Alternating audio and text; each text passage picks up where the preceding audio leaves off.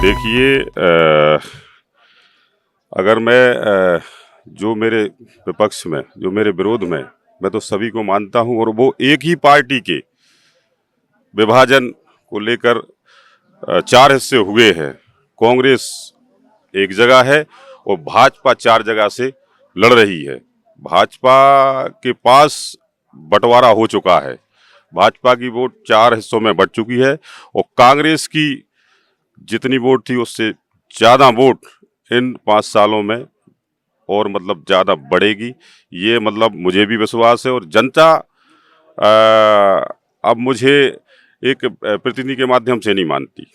मुझे जनता अपने परिवार के एक सदस्य की तरह मानती है, और आने वाले समय में कांग्रेस की पिछले विधानसभा चुनाव से भी अच्छी जीत इस बार भी होगी।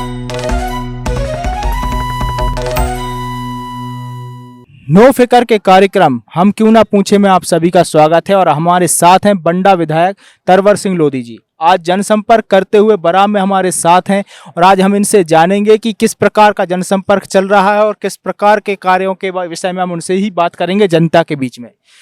विधायक जी, आपसे जानना चाहेंगे कि ये जो आपका 5 साल का कार्यकाल रहा, 5 साल आप जनता के बीच में रहे, तो कार्यकाल के बारे में जानना चाहेंगे और उपलब्धियों के विषय में जानना चाहेंगे कि कैसी उपलब्धियां रहीं। देखिए, इन 5 सालों में अगर 2018 की हम बात करें तो उस समय पूरे प्रदेश की जनता ने कांग्रेस के लिए आशीर्वाद दिया था, आदरणीय कमलनाथ जी के लिए आशीर्वाद दिया था, मुझे भी दिया था, और हमारे मध्य प्रदेश में कांग्रेस की सरकार बनी थी। और जो घोषणा पत्र में जो बातें, जो वादे आदरणीय कमलनाथ जी ने किए थे, जैसे ही हमारी सरकार बनी उन पे काम करना शुरू कर दिया गया। चाहे किसान ऋण माफ़ी की बात हो, अगर किसान ऋण माफ़ी की बात करें तो हमारे बंडा विधानसभा की बंडा तहसील में 1 लाख तक का किसानों का कर्जा माफ़ हुआ, और पूरे प्रदेश में 27 लाख किसानों का 11,696 करोड़ रुपया जो किसानों का माफ़ हुआ। अगर हम पेंशन की बात करें, वृद्ध, विधवा या दिव्यांग पेंशन की, तो 300 से 600 बढ़ाने का काम हमारी सरकार में हुआ।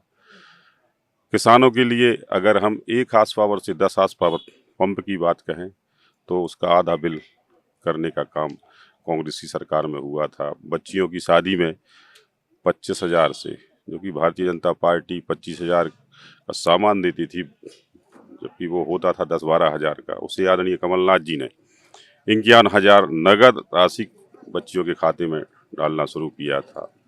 और भी ऐसी बहुत सी योजनाएं, गांव-गांव गौशाला बनाने की भी योजनाएं थी, वो भी गौशालाएं हमारे विधानसभा क्षेत्र में भी बनाई गई उस समय।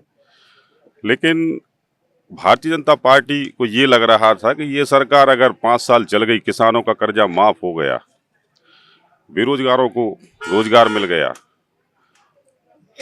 मध्य प्रदेश से भ्रष्टाचार खत्म हो गया अगर इनकी सरकार में, तो आने वाली 2-3 पंचवर्षीय भारतीय जनता पार्टी की सरकार नहीं बनेगी।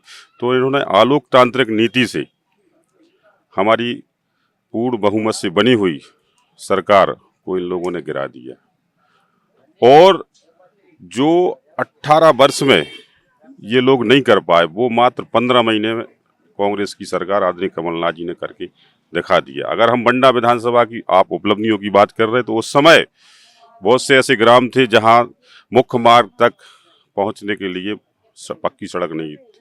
तो ऐसे 20 किलोमीटर उस समय, कहीं 2 किलोमीटर, कहीं 1 किलोमीटर, कहीं 3 किलोमीटर, कहीं 4 किलोमीटर, ऐसी करके पक्की सड़कें भी उस समय बनाई गई।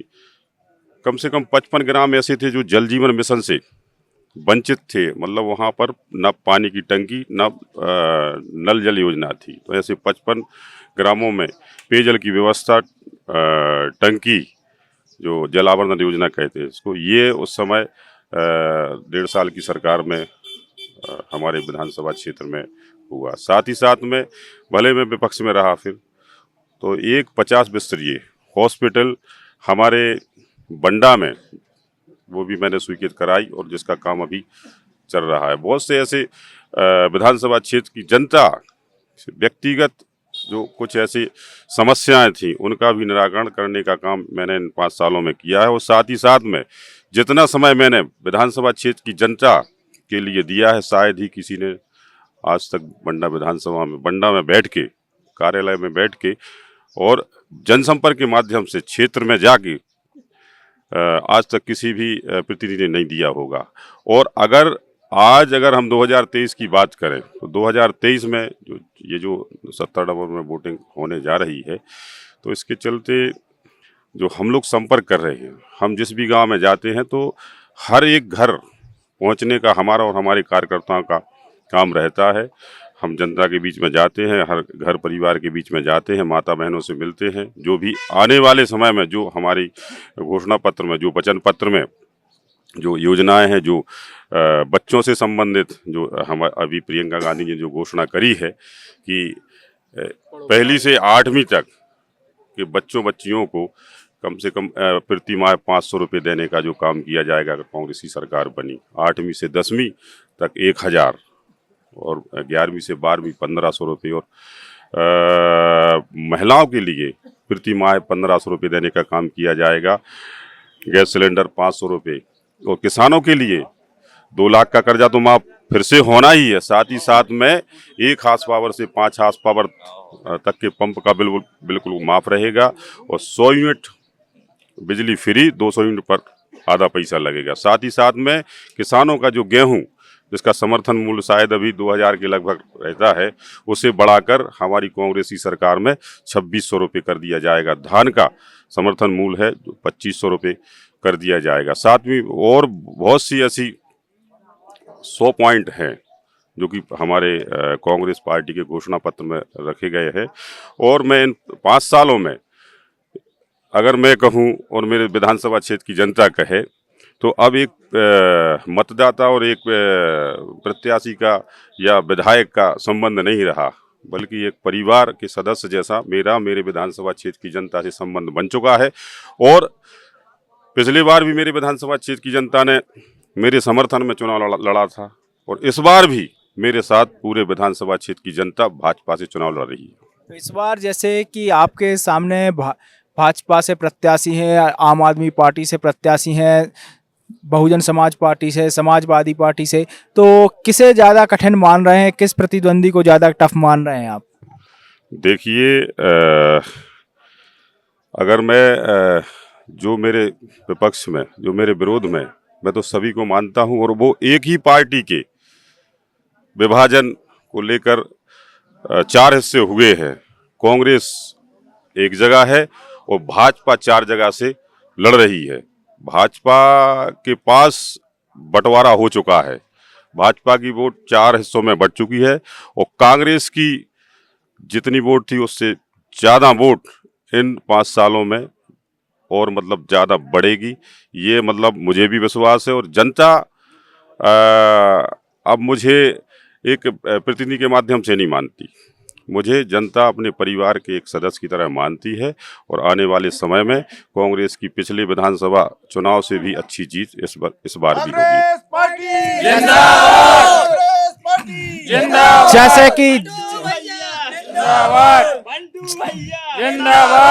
जैसे कि जनता में जा रहे हैं, तो जनता में एक बात आ रही है कि दल बदल हुआ था, जैसे कि 18 महीने 15 महीने के बीच में, और कई कांग्रेस के विधायक भाजपा में चले गए थे। उस समय जैसे कि आपको भी प्रलोभन आए थे, बातें आई थी, लोगों में कहा जाता है कि आपके बीच आपको भी ऑफर आए थे, लेकिन आपने कांग्रेस का साथ दिया, जनता को साथ दिया। तो इस बात से जनता में क्या अभी भी मैसेज चल रहा है, जनता का क्या रुझान चल रहा है? देखिए, 2018 में सबसे पहले तो मैं ये बता दूं आपको कि मुझे जो टिकट मिली थी, मैं एक गरीब परिवार मतलब मध्यम वर्गीय किसान परिवार से हूं, और जब मुझे टिकट मिली थी तो सर्वे के अनुसार टिकट मिली थी। पूरे विधानसभा क्षेत्र की जनता ने सर्वे में, जो कंपनियों के माध्यम से जो सर्वे कराया जाता है पार्टियों का, उसमें मेरा नाम विधानसभा क्षेत्र से सबसे अव्वल नंबर पर आया था कि बंडा विधानसभा से अगर तरवर सिंह को टिकट दी जाती है तो कांग्रेस की बहुत बड़ी जीत होगी, और ऐसा हुआ। और जब 15 महीने के बाद, 14 महीने के बाद जब ऐसी स्थिति बनी, एक राजनीतिक महाकुंभ भी जिसे हम कह सकते हैं, तो उस समय ऐसा नहीं कि मुझे ये बात ना आई हो जो आपने बोला है, आई, लेकिन उस समय मैंने सिर्फ यही सोचा कि जिस उद्देश्य को लेकर मेरे विधानसभा क्षेत्र की जनता ने मुझे चुना है और जिस विश्वास के साथ मुझे मत दिया है, मैं उस मत का मतदाताओं के मत का मैं अपमान नहीं कर सकता। मैं मतदाताओं के मत का, मेरे विधानसभा क्षेत्र की जनता के मत का मैं हमेशा सम्मान करता रहूँगा। आज भी मैंने किया है और आगे भी करता रहूँगा। कभी मैं अपने विधानसभा क्षेत्र की जनता से धोखा नहीं कर सकता। तो आपसे अब अंतिम प्रश्न कि जैसे आपको जनता का स्नेह मिल रहा है और अगर विधायक बनाती है जनता फिर से, तो फिर आगामी क्या योजनाएं रहेंगी और क्या विकास कार्य बंडा क्षेत्र में आप करने वाले हैं? देखिए, बंडा विधानसभा क्षेत्र की अगर बात कहें तो चाहे यहाँ विधायक भाजपा का रहा हो, क्योंकि 18-19 साल से भारतीय जनता पार्टी की सरकार है, यहाँ भाजपा का विधायक रहा हो या कांग्रेस का, हमेशा भारतीय जनता पार्टी की सरकार में हमारे बंडा विधानसभा क्षेत्र से भेदभाव किया गया है। अगर हमारी सरकार 5 साल चल जाती कांग्रेस की, तो शायद बहुत से ऐसे काम हमारे विधानसभा क्षेत्र में हो जाते। लेकिन आने वाले समय में ये लग रहा है, क्योंकि कर्नाटक के आप हाल देखिए, कर्नाटक में बहुत बड़ी जीत कांग्रेस की हुई है और हमारे मध्य प्रदेश में भी कांग्रेस की बहुत बड़ी जीत होगी। और आने वाले समय में हम अगर शिक्षा के क्षेत्र में अगर हम बात कहें तो अभी हमारे बंडा विधानसभा क्षेत्र में 2 कॉलेज हैं, एक बंडा एक सायगढ़।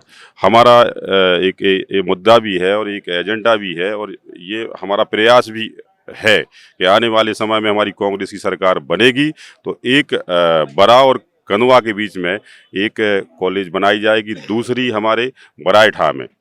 और कम से कम ऐसे हमारे विधानसभा क्षेत्र में 6 से 7 ऐसे बड़े गांव हैं, कस्बे ऐसे गांव हैं, उसमें बरा भी शामिल है, जो कि ग्राम पंचायत जहां पे 5000 6000 के ऊपर वोट है, तो ऐसी ग्राम पंचायतों को नगर पंचायत का दर्जा भी दिया जाएगा। बंडा शहर की बात कहें और हम सायगढ़ शहर की बात कहें, वहाँ पर पेयजल की बड़ी समस्या बनी है। 15-20 सालों में भारतीय जनता पार्टी की सरकार के होते हुए वहाँ पर पेयजल व्यवस्था में कोई सुधार नहीं हुआ। तो दोनों जगह आने वाले समय में कांग्रेस सरकार में एक मजबूत, एक व्यवस्थित पेयजल की व्यवस्था भी कराई जाएगी और दोनों नगर पंचायतों को नगर पालिका का दर्जा भी दिया जाएगा।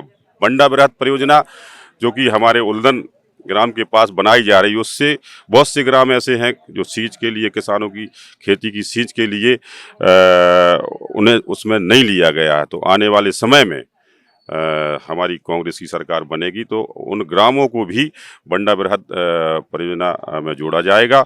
और साथ ही साथ में जो ऐसे ग्राम अभी बचे हैं जहां मुख्य मार्ग तक पहुंचने के लिए पक्की सड़क नहीं है, तो वहां पर सड़कें भी बनाई जाएंगी। और साथ ही साथ में आज हमारे बंडा विधानसभा क्षेत्र की में अगर हम पढ़े लिखे बेरोजगारों की बात करें, उन्हें रोजगार तो नहीं मिल रहा, यहाँ तक कि यहाँ मजदूरी करने के लिए मजदूरी नहीं मिल रही। मजदूरों को हमारे बंडा से दूसरे प्रदेशों में पलायन करना पड़ रहा है। तो यहाँ कोई एक ऐसा उद्योग या कोई ऐसी फैक्ट्री भी यहाँ लगाई जाएगी। हमारे यहाँ बहुत से ऐसे अगर हम खनिज की बात करें तो बहुत सी ऐसी स्थान हैं, तो इन सारी चीज़ों को लेकर एक कोई ठोस कदम ऐसा उठाया जाएगा जिससे हमारे विधानसभा क्षेत्र के 2000, 5000, 10,000 ऐसे मजदूर जो गरीब परिवार हैं उनको मजदूरी भी मिल सके और साथ ही साथ में जो बेरोजगार, जो पढ़े लिखे युवा हैं उन्हें भी रोजगार दिलाने का ऐसा हमारा प्रयास रहेगा।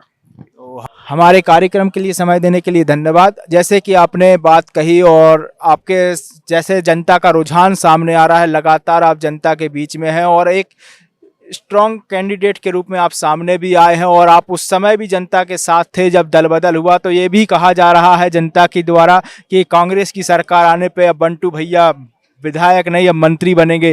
तो जनता का रुझान भी अब वैसा ही है। तो देखते हैं कि किस प्रकार जनता का स्नेह मिल रहा है। और हमारे साथ थे तरवर सिंह जी जो कि बंडा विधायक हैं।